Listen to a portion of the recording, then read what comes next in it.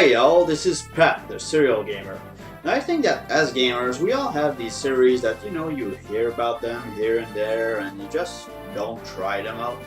Well, today I'm gonna break such an ice with the very first strategy RPG series, Fire Emblem, with, well, Fire Emblem for the Game Boy Advance.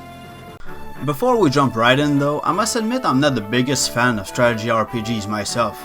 I mostly played them on the PlayStation 1 era when I really discovered the Japanese RPGs and I devoured them left and right. I won through titles such as Front Mission 3, Sayuki Journey West, the 4 Argdalad titles, I said 4 Argdalad titles, and the excellent Final Fantasy Tactics, which lets you really customize your characters like never before with literally hundreds of different skills. Since then, I haven't played a whole lot from this genre. For example, I didn't touch more recent gems like the XCOM or the Banner Saga series, or even the Disgaea series for that matter. But one way or another, all of these strategy games owe a massive thank you to Intelligent Systems and Shozo Kaga, creator of the very first strategy role-playing game, Fire Emblem Ankokuri Shadow Dragon and the Blade of Light. He created it in 1990 by taking strategy games like Famicom Wars and injecting it with gameplay and story elements from the Dragon Quest series. Fast forward 5 more games that will all stay in Japan, a faltering popularity and a cancelled Nintendo 64 games, and Shozo Kaga leaves Intelligent Systems. A 6th episode gets released on the Game Boy Advance with a main character named Roy, who will also be featured in the legendary game that sold GameCubes at the time, Super Smash Bros. Melee. But when Western gamers noticed 2 very anime-ish characters they didn't know about, meaning Roy and a certain Marth, hero of the very first Fire Emblem game, few people were asking to bring this series over to the West. As Nintendo were not sure if strategy games were going to work in the West, seriously didn't do their homework or what, they tried releasing one with Advance Wars. Surprise surprise, it worked very well. And then they released the brand new Fire Emblem Rekanoken, which doesn't really feature Roy, but his dad instead, because it's a prequel to Fire Emblem 6. Of course they did the Squaresoft and changed the title of this Fire Emblem 7 to simply Fire Emblem, to better confuse everyone today. So, what is Fire Emblem exactly?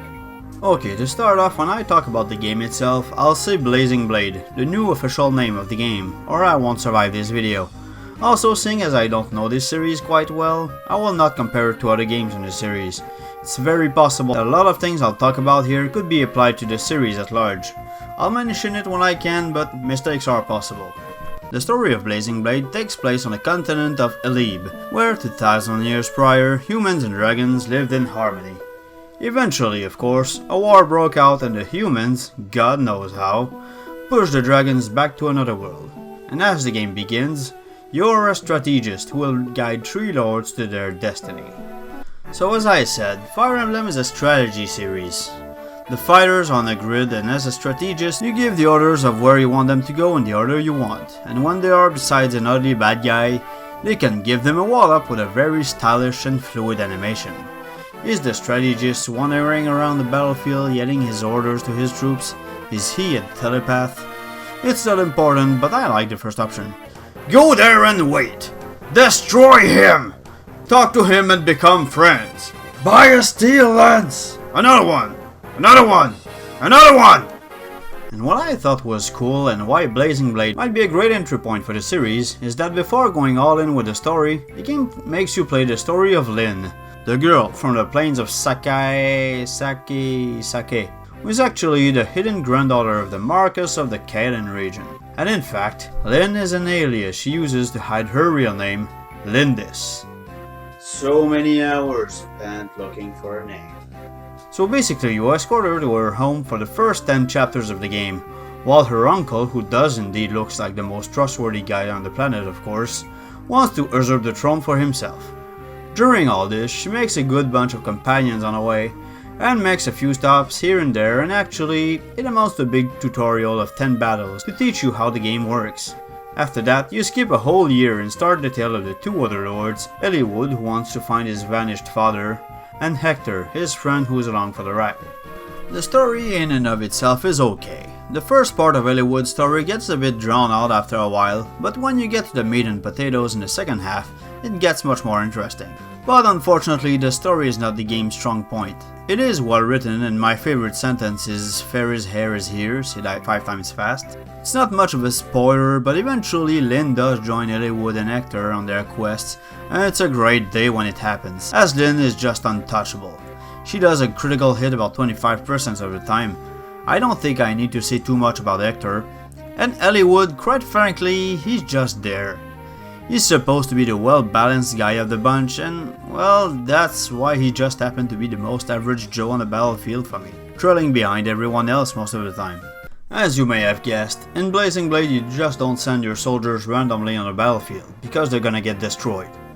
The basic strategy is to use the so-called weapons triangle, which is basically a rock-paper-scissors strategy.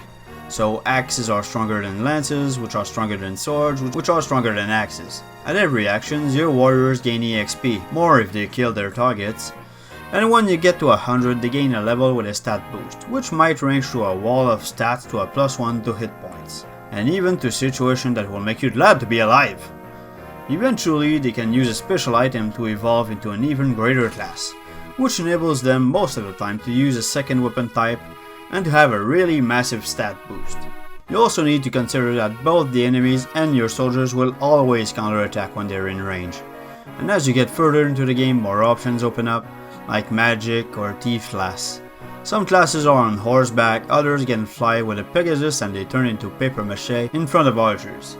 Others can give a bonus turn to other fighters, etc. Some weapons have interesting bonuses but break easily. Even the iron weapons from the start of the game can be useful as they are really hard to break, and they are usually more accurate than anything else. The soldiers who join your army are not necessarily up to your level either. For example, quite early a man named Marcus joins your party. He is already in an advanced class and he destroys everything that moves. Thing is, he barely gets any experience point compared to anyone else. But seeing as he can drain everyone else's EXP, preventing them from getting stronger, and I didn't want him to just be useless in my reserves, he then became Marcus' shield of the tent and protected my inventory. Sometimes allies you don't control will fight by your side, and they're not the brightest lamp of the bunch. Yes, Fiora, throw yourself in a bunch of archers, way to go, girl! Yes, dear random soldiers, you have a chance against the enemy commander. Hey, at least he healed up, so good job there. And as for your 3 lords, well, they're usually strong, I already discussed that, but you want to be careful with them, as if one of them dies, it's game over. And the idea is spread to all of your army too. The Fire Emblem series in general is infamous among other things for its permadeath feature, which I'll admit scared me a little at the start of the adventure. It's a real sword of Damocles in every single battle, even the easier one. If a character dies, he dies. For good. He's done. He's not a person anymore. No Phoenix Down, no church resurrections. It means that every single decision is important. And if you're like me and you want everyone to survive, it means a lot of... But I need to stress out that it's entirely possible to do a no reset run. As in about every single battle, it's usually possible to enroll 1 or 2 characters by simply talking to them. In general, if you see someone with a face who's not a big bad to beat up, send someone to talk to them. Hey Matthew, according to the cutscene that just played out, Guy owes you his life. As a professional strategist, I think you should talk to him.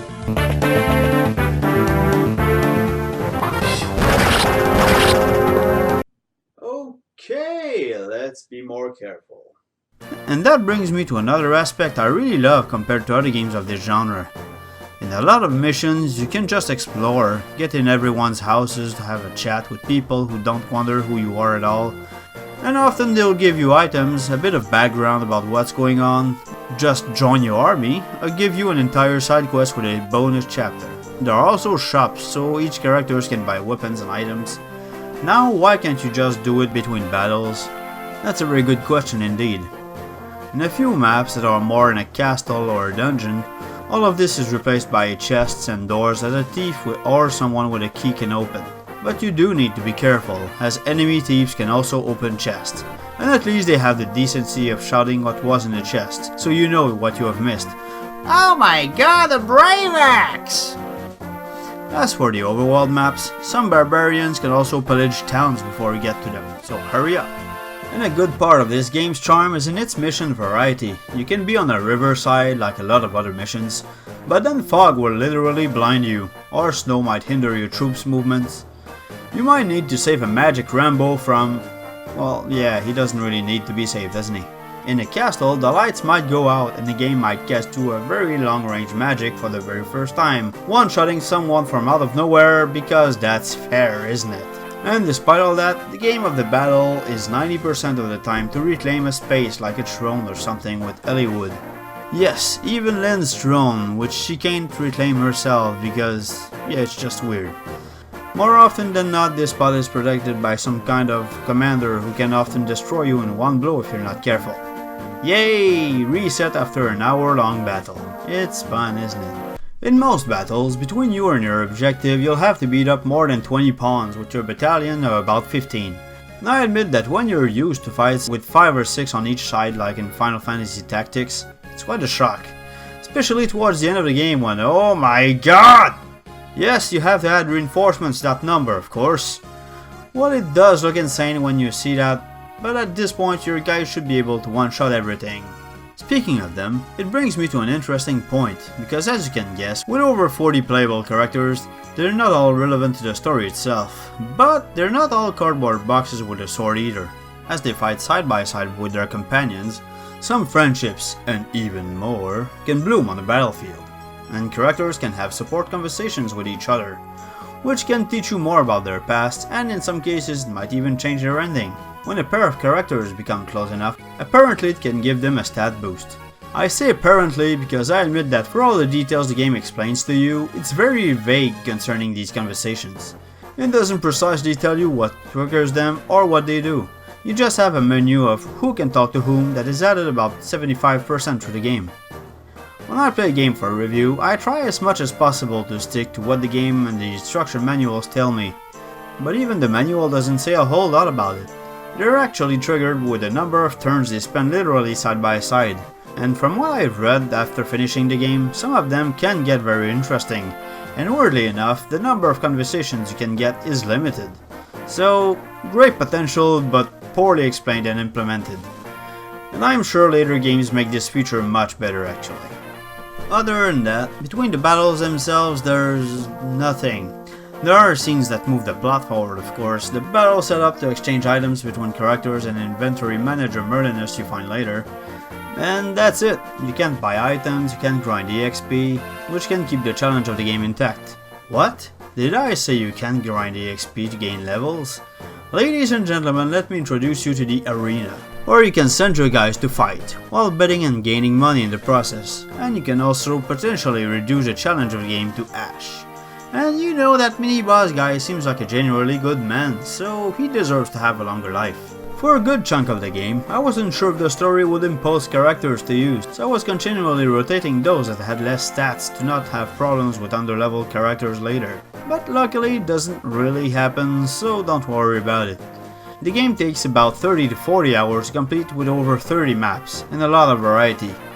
When you finish the game, you can start over with Hector as a leader, who has another point of view of the story, a more difficult quest, and more bonuses, which I didn't do, I admit, because it took me long enough, and I have other games to play. But I do know that after Hector's quest, a hard mode is unlocked for everyone, so this game can give you quite a big bang to your buck. So Fire Emblem Blazing Blade is a very good strategy RPG. While I play the other ones, actually I'm especially curious to see the differences to the fighting systems and the conversations, but for now I'm not in a hurry for that. Feel free to tell me which one is your favorite in the comments. I heard that Three Houses is actually pretty good. Just don't expect a whole lot of videos on this series on my channel, for now anyway. It's not a priority, especially with the prices of some of the games have. My god, Nintendo remasters please! This video was more like an experiment to blindly try a game and bring it a bit of variety between NES RPGs and platformers. Subscribing and ring the bell to not miss it. Follow me on Facebook. Stay nice, and I'll see you guys next time.